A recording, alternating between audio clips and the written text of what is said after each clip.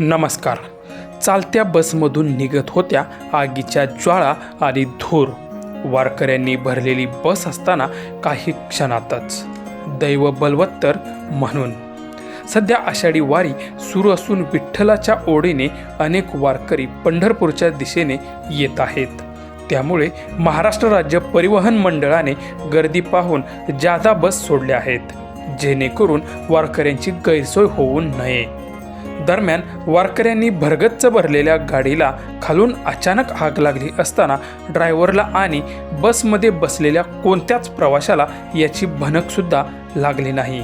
मात्र मागून काही लोक चारचाकीमधून येत असताना त्यांना मागून बस खालून आगीच्या ज्वाळा आणि धूर निघत असल्याचे दिसले.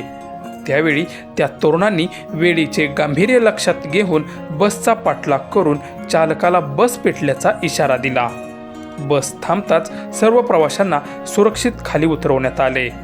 काही क्षणातच बसने भीषण पेट घेतला. या धाडसी कृतीमुळे अनेक वारकरी, महिला, ज्येष्ठ नागरिक आणि लहान मुलांचे प्राण वाचले.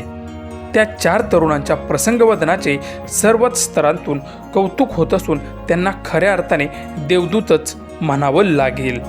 ती बस संभाजीनगर इचलकरंजी अशी असून संभाजीनगर बायपासवरील पिंपळगाव फाटा येथे बसला आग लागल्याचे श्रीगोंद्याच्या 4 तरुणांना मागून दिसले.